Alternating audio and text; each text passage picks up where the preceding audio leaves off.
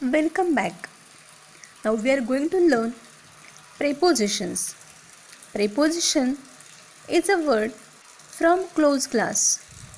It is a word which is used to join nouns, pronouns or phrases. There are short words like on, over, under, of, from, between, among, which are oftenly used before nouns, sometimes before gerund verbs. Preposition is a word which expresses possession, movement, possession, time, action, sequence, space, and logic. So this is very important part of the sentence. Prepositions give exact, clear, and specific meaning to the sentence. And most of the times, prepositions are interchangeable, but not always. Preposition हा सेंटेन्समधला अतिशय महत्त्वाचा असा घटक आहे आणि त्याला close class या ग्रुपमध्ये त्याचा समावेश होतो. म्हणजे त्याच्यामध्ये बदल करता येत नाहीत, त्याच्यामध्ये आपल्याला त्याच्या कार्यामध्ये आपल्याला बदल करता येत नाही. प्रेपोजिशन हा असा शब्द आहे की जो दोन नाऊनना किंवा प्रोनाउन्सना किंवा फ्रेजेसना जोडण्याचं काम करतो. आता हे काही सोपे छोटेसे शब्द असतात. एक्झाम्पल्स म्हणून आपण बघूयात. आपल्या सगळ्यांना माहिती आहे with, of, from, among, after, before, over, on, across, inside, outside असे अनेक प्रेपोजिशन्स आहेत. आणि हे अगदी छोटेसे शब्द असतात आणि नेहमीच असे शब्द वापरले जातात. हे शब्द बहुतेक वेळेला नामांच्या आधी वापरले जातात किंवा जिरंड व्हर्ब्सच्या आधीसुद्धा वापरले जातात. जिरंड व्हर्ब्स म्हणजे क्रियापदाला ING रूप देऊन जे आपण नाम तयार करतो त्याला जिरंड असं म्हणतात. त्याच्या आधीसुद्धा असे शब्द प्रेपोजिशन्स वापरले जातात. आता प्रेपोजिशन्स कशासाठी वापरले जातात तर प्रेपोजिशन्स वापरल्यामुळे आपल्याला त्या वस्तूचं किंवा त्या गोष्टीचं योग्य ते ठिकाण समजण्यासाठी, त्या गोष्टीची किंवा त्या व्यक्तीची हालचाल समजण्यासाठी मालकी, वेळ, क्रिया, क्रम या अनेक गोष्टी समजून घेण्यासाठी प्रेपोजिशन्स वाक्यामध्ये महत्त्वाचे असतात. ह्या सगळ्या ह्या प्रेपोजिशन्समुळे, या शब्दांमुळे आपल्याला नेमकं त्या वस्तूचं ठिकाण, त्या वस्तूची हालचाल, ती वस्तू कुणाच्या मालकीची आहे किंवा नेमकी एक्झॅक्ट वेळ कुठली होती, अशा अनेक गोष्टी समजून घेण्यासाठी प्रेपोजिशन्सचा योग्य असा उपयोग केला जातो. आता प्रेपोजिशन्स ही नेहमीच वाक्यामध्ये अधिक स्पष्टपणे, अधिक स्पेसिफिक मिनिंग देण्यासाठी गरजेची असतात. आणि बहुतेक वेळेला दुसरं प्रेपोजिशन त्या वाक्यामध्ये वापरलं जाऊ शकत नाही. पण असं नेहमीच होतं असं नाही. काही वेळेला त्या प्रेपोजिशनच्या ऐवजी दुसरं प्रेपोजिशनसुद्धा वापरून वाक्य अर्थपूर्ण आणि बरोबर ठरू शकतं. There are various types of prepositions and they are distinguished among various types too. प्रेपोजिशनचे प्रकार वेगवेगळे आहेत आणि त्यांचं विभाजनही, त्यांचा प्रकारसुद्धा वेगवेगळ्या अशा क्रायटेरियावरती केलेले आहेत. आपण आता प्रेपोजिशन्सचे वेगवेगळे प्रकार पाहूयात. First of all, let us begin with preposition of time. In this type we are going to discuss about the prepositions which are related with time. आता ह्या प्रेपोजिशन्सचं वेगवेगळ्या विभागामध्ये, वेगवेगळ्या प्रकारांमध्ये क्लासिफिकेशन केलं जातं. त्याच्यामध्ये अनेक प्रकार आहेत. आपण आत्ता काळाच्या अनुसार कालदर्शक असे प्रेपोजिशन्स अभ्यासूया. On, at, in, from, to, for, since, ago, before, till or until, by, etc.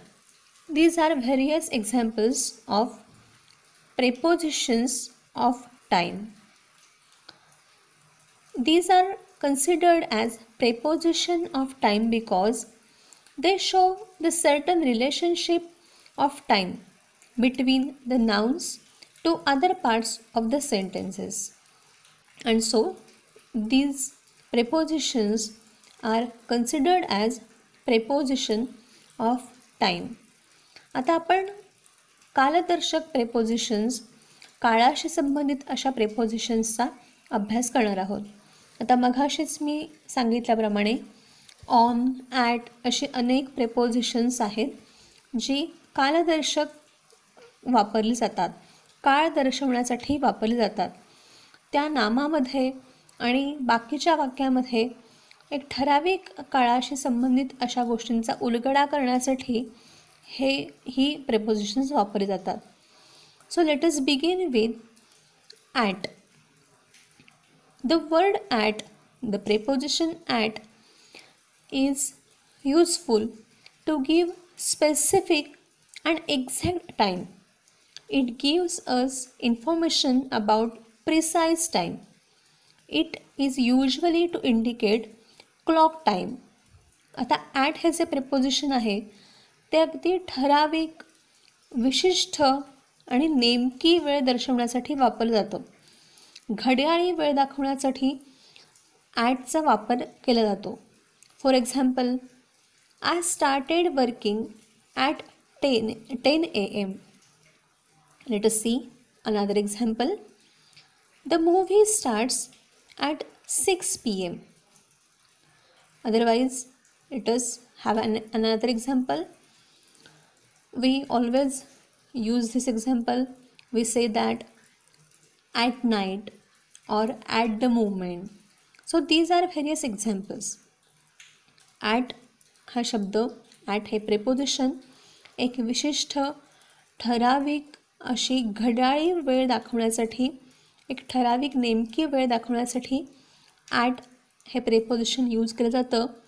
आणि स्पेसिफिकली याच्या व्यतिरिक्त रात्रीची वेळ दर्शवण्यासाठी ॲट नाईट असाही शब्दप्रयोग केला जातो. आपल्याला जर एक नेमकी वेळ सुचवायची असेल, घड्याळी वेळ सुचवायची असेल, तर त्यासाठी बहुतेक वेळेला नेहमीच ॲट हे प्रेपोजिशन वापरलं जातं. Now second example of preposition of time is on. This preposition indicates fixed date or fixed day, or it is also used for days of week. Let us have some examples. We use this for on Friday, for example on Monday evening, on 1st December or on 6th October, etc.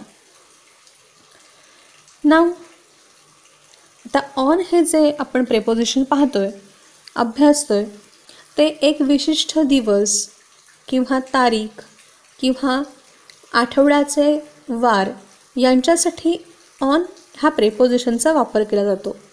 विशिष्ट तारीख, विशिष्ट दिवस किंवा विशिष्ट आठवड्यातले वार यांचा उल्लेख असेल तर त्याच्या आधी ऑन वापरलं जातं. आता एक्झाम्पलसाठी आपण आता सगळी एक्झाम्पल्स बघितलीच आहेत. For example on Monday evening, on Saturday night, etcetera. Second, third preposition of time is in. We use this preposition for centuries, for months, for years, for decades, for longer periods of time. In indicates an indefinite and unspecific time of months, or it indicates longer period of time. For example, in 1960, in July, or we can also refer as in 6th century, etc. In हा शब्द महिन्यांसाठी, वर्षांसाठी, दशकांसाठी किंवा शतकांसाठी किंवा ऋतूंसाठी किंवा खूप मोठ्या कालावधीसाठी वापरला जातो. आता याच्यातून ठराविक अशी कुठलाही एक विशिष्ट कालावधी स्पष्ट होत नाही. इनडेफिनेट म्हणजे खात्रीशीररित्या याच्याबद्दल नक्की कुठला कालावधी हे सांगता येत नसल्यामुळे वर्षाचा उल्लेख करून किंवा महिन्याचा उल्लेख करून एनचा वापर केला जातो. आता याच्यासाठी एक्झाम्पल्स आता सांगितले तशी इन 1960 किंवा इन 6th सेंचुरी अशी अनेक एक्झाम्पल्स तुम्हाला माहिती आहेतच. याला एक्सेप्शन्स पण आहेत. आपण जेव्हा दिवसामध्ये काही ठराविक कालावधीचं वर्णन करत असतो, for example in the morning, in the evening किंवा इन 3 days, तेव्हा आपण इनचा वापर करतो. लक्षात ठेवा, दिवसाच्या काही ठराविक कालावधीचं वर्णन करायचं असेल तर मॉर्निंग, आफ्टरनून, इव्हनिंग अशांसाठी आपण इनचा वापर करतो. पण नाईटसाठी मात्र आपण कधीच इनचा वापर करत नाही. ॲट नाईट असा आपण उल्लेख करतो. नाईटच्या आधी आपण ॲट हे प्रेपोजिशन वापरतो. Now let us turn to next preposition, that is from and to. These indicate a fixed time span with beginning and end. This indicates a specific time zone which have a proper beginning and a proper end. For example, I was studying from 8 a.m. to 11 a.m. Means these prepositions are used which for the action which have a specific beginning and the end. आता from आणि to ही जे prepositions आहेत ही दोन्हीही सलग वापरले जातात आणि त्याच्यामध्ये एखादी घटना सुरूही झालेली असते आणि संपलेली असते. अशा ठराविक अशा एखाद्या ॲक्शनसाठी, एखाद्या ठराविक वेळेमधल्या टाईम स्पॅनसाठी फ्रॉम आणि टू ही प्रेपोजिशन वापरली जातात. आत्ताच सांगितल्याप्रमाणे I was studying from 8 a.m. To 11 a.m. याच्यामध्ये मी 8 वाजल्यापासून 11 वाजेपर्यंत अभ्यास करत होते. म्हणजे 8 ते 11 हे सांगण्यासाठी ठराविक विशिष्ट अशी वेळ सांगण्यासाठी ज्याला सुरुवातही आहे आणि ज्याला शेवटही आहे आणि तो एकाच वाक्यात व्यक्त झाला आहे, याच्यासाठी फ्रॉम आणि टू हे प्रेपोजिशन्स वापरले जातात. Next example is until or till.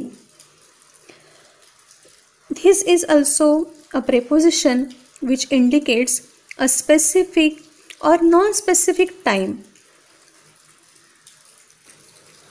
Until and till, these prepositions are used for a continuous event that will continue and then stop at a certain time in the future.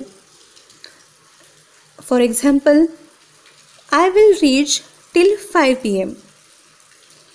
And another example is, he is staying in Delhi until next week.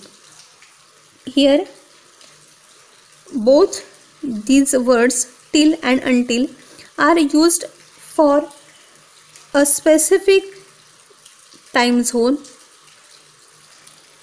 आता till आणि until हे दोन शब्द एकाच अर्थाचे आहेत आणि ते सातत्यपूर्ण अशा ॲक्शनसाठी वापरले जातात, जे ॲक्शन कंटिन्यू होईल आणि ती एका ठराविक कालावधीनंतर भविष्यात संपेल.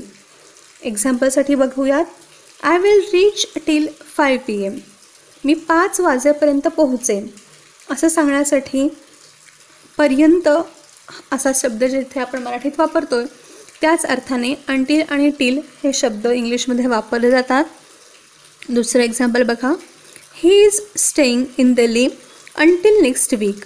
पुढच्या आठवड्यापर्यंत तो दिल्लीमध्ये राहणार आहे, दिल्लीमध्ये राहतोय. आता ह्या दोन्ही वाक्यांमध्ये टिल आणि अंटिल हे भविष्यामध्ये कधीतरी ती गोष्ट संपणार आहे यास हे इंडिकेट करण्यासाठी टिल आणि अंटिल हे दोन्ही शब्द वापरले जातात. Next is since. This indicate a specific time span beginning in the past and it is steel continue in the present till now. Since हा असं एक विशिष्ट प्रेपोजिशन आहे जे वेळदर्शक कालदर्शक असं प्रेपोजिशन आहे आणि ते एक विशिष्ट कालावधी दर्शवतं. ही कृती, ही ॲक्शन भूतकाळात सुरू झाली आहे आणि अजूनपर्यंत आत्तापर्यंत ती ॲक्शन सुरूच आहे हे दर्शवण्यासाठी सिन्सचा वापर केला जातो. फ्रॉम टूमध्ये आपण पाहिलं की ती गोष्ट विशिष्ट काळामध्ये सुरू झाली होती पण ती आता संपली आहे. इथे मात्र अंटिलमध्ये किंवा टिलमध्ये आपण बघितलं की कधीतरी ती गोष्ट सुरू झाली आहे आणि ती भविष्यात काहीतरी संपेल. पण सिन्समध्ये मात्र ही गोष्ट सुरू झालेली आहे भूतकाळामध्ये कधीतरी, पण अजूनपर्यंत ती गोष्ट सुरूच आहे. For example, he is in his home town since March. तो मार्चपासून आपल्या होमटाऊनमध्ये आहे, आपल्या घरी आहे, आपल्या गावी आहे. म्हणजे भूतकाळामध्ये कधीतरी सुरू झालेली गोष्ट अजूनपर्यंत सुरूच आहे हे दर्शवण्यासाठी सिन्सचा वापर केला जातो. Another example, we are friends since childhood. आम्ही लहानपणापासून बालपणापासून मित्र आहोत अशा अर्थाने हे वाक्य वापरले आणि लहानपणापासूनची मैत्री अजूनही अबाधित आहे हे दर्शवण्यासाठी सिन्स ह्या शब्दाचा वापर केला आहे. भूतकाळापासून एखादी गोष्ट अजूनही सुरूच आहे हे दर्शवण्यासाठी सिन्स ह्या शब्दाचा वापर केला जातो. Next example of time, a preposition of time is for. For this preposition indicates a period of time, specifically in the past, in the present or future. For example, he was living in Mumbai for a long time. Another example, he has been driving for 6 hours. For कालावधीसाठी भूतकाळातल्या, भविष्यकाळातल्या किंवा वर्तमान काळातल्या कालावधीचा उल्लेख करण्यासाठी for ह्या प्रेपोजिशनचा वापर केला जातो. एक्झाम्पल्स आपण बघितली आहेत की तो मुंबईमध्ये खूप कालावधीसाठी राहतोय. किंवा दुसरे एक्झाम्पल, तो 6 तास ड्रायव्हिंग करत होता. अशा प्रकारच्या एक्झाम्पल्सचा वापर करण्यासाठी, अशा प्रकारे विशिष्ट कालदर्शक शब्द वापरण्यासाठी फॉरचा आपण वापर करू शकतो. Before. Before this preposition indicates a prior event or period of time from a point. This preposition is used to talk about past times in reference to another moment in the past. For example, I have to leave before evening. Here, before this preposition indicates that there is a certain time, and before that, before evening, the action should be done. She completed her work before lunch. Here, before this preposition is used and it indicates a specific time from a point. Next is after. After, this preposition is used to indicate a following event or a period of time from a point which is exact opposite of before. Example, I will give examples after rules. Secondly, she confessed her guilt after a month.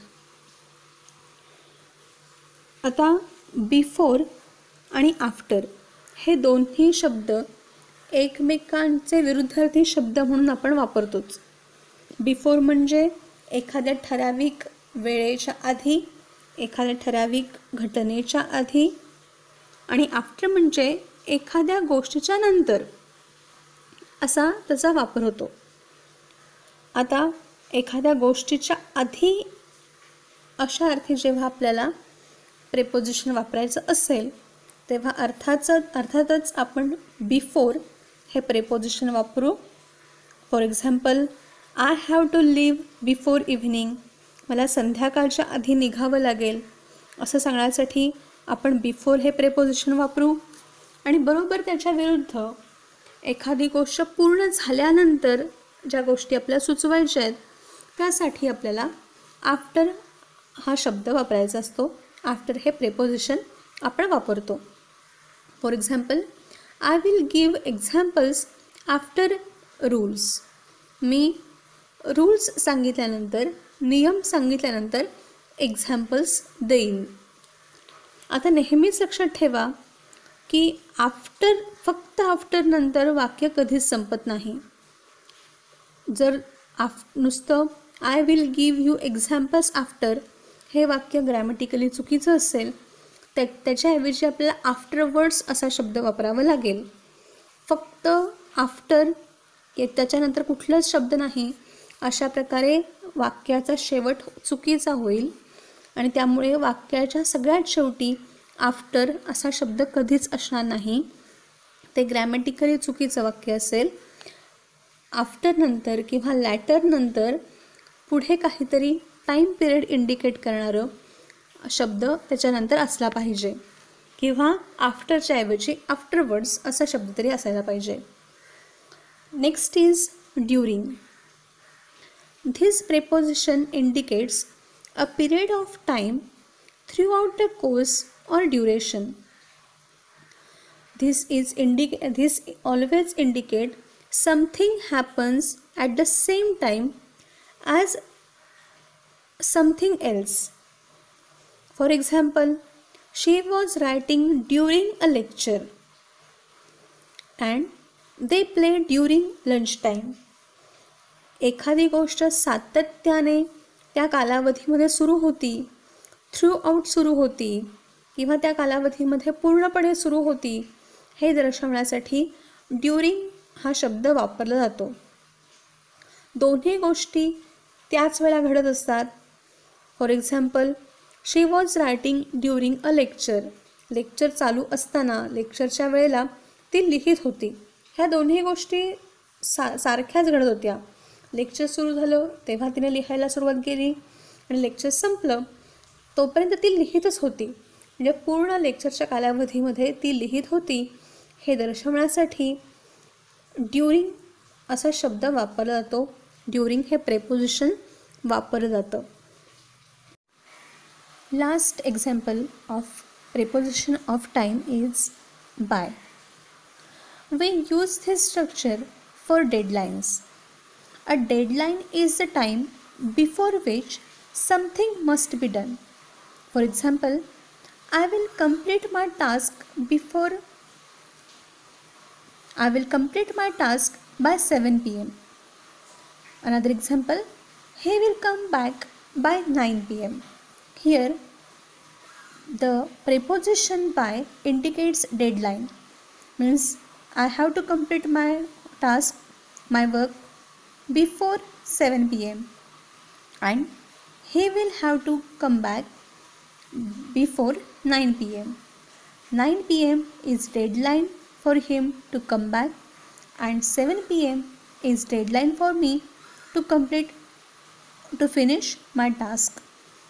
आता bye हे जे preposition आहे ते आपण deadline व्यक्त करण्यासाठी वापरतो. एखादी गोष्ट विशिष्ट वेळेमध्ये संपायलाच हवी, पूर्णच व्हायला हवी हे दर्शवण्यासाठी बायचा वापर केला जातो. एक्झाम्पल बघूयात. I will finish my task by 7 p.m. मला 7 वाजेपर्यंत माझं हे काम संपवायचंच आहे. दुसरं example. He will come back by 9 p.m. तो 9 वाजेपर्यंत परत येईल, ही त्याची डेडलाईन आहे, 9 वाजेपर्यंत येईल हे सांगण्यासाठी बाय हा प्रेपोजिशनचा वापर केला जातो. Thank you for watching. Watch such informative videos. Don't forget to share and subscribe the channel.